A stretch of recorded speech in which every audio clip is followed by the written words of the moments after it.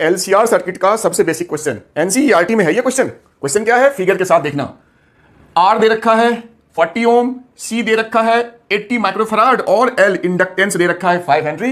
L, सी और are, यहां पे एसी सोर्स लगा हुआ है 230 वोल्ट, जिसका आरएमएस वोल्टेज है 50 हर्ट्ज फ्रीक्वेंसी वाली। एनीवे, पूछा क्या है, इसमें कई चीजें पूछी हैं। सबसे पहले पूछा है कि सोर्स जो है उसकी फ्रीक्वेंसी कितनी होगी जिससे कि रेजोनेंस में आ जाए। मतलब आपसे इसने सिंपल रेजोनेंस फ्रीक्वेंसी पूछा है, जिसको मैंने ओमेगा नॉट लिखा है।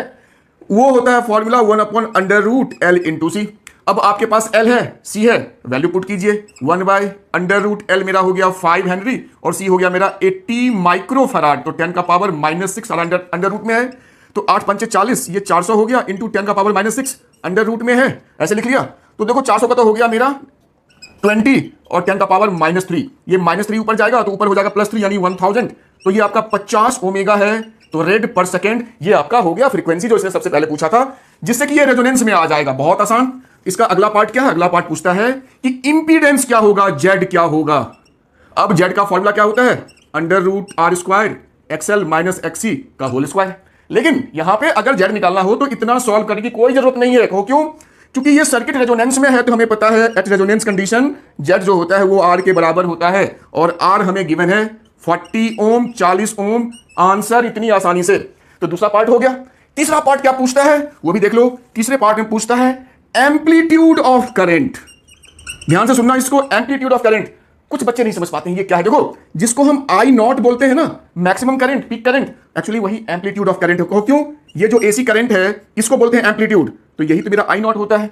और ये क्या होता है, वी नॉट अपॉन आर वैसे होता है। यहां तो मेरा वी नॉट अपॉन जेड लिखेंगे, एलसीआर सर्किट है तो वी नॉट। अब वी नॉट क्या हो जाएगा, जो मेरा v इंटू √2 होता है वी नॉट, और जेड तो यहां जेड ही लिखेंगे। तो देखो इसकी मैं वैल्यू पुट करता हूं, मेरा v हो गया 230 वोल्ट इंटू √2 अपन ये जेड मेरा है 40। जब आप सॉल्व करेंगे तो ये आपका 8.1 एम्पियर आपका एम्पलीट्यूड ऑफ करंट ये आपका आ गया। यही था आपका इस क्वेश्चन का मेन। अब लास्ट में हम एक चीज और निकाल लेते हैं। इन्होंने कहा है कि वोल्टेज अक्रॉस एल निकाल लो, वोल्टेज अक्रॉस सी निकाल लो, वोल्टेज अक्रॉस आर निकाल लो, एलसीआर का। तो देखो मैं बता दूं फॉर्मूला, वोल्टेज अपॉन एल क्या होगा, जो वी होता है आई इंटू आर होता है नॉर्मली, तो आई तो आई ही लिखेंगे, और आर जो होता है एल का उसको एक्सएल लिखते हैं। वैसे ही यहां पे एक्स ही लिखेंगे, यहां पे तो आर ही लिखेंगे। जब हम एक्सएल को सॉल्व करेंगे तो आप देखना आपका ये 250 आएगा, एक्सी भी आपका 250 आएगा। तो जब आप सॉल्व करेंगे तो ये 1437 वोल्ट ये आ जाएगा, ये भी 1437 वोल्ट ये आ जाएगा, और ये आपका 230 वोल्ट आपका ये आंसर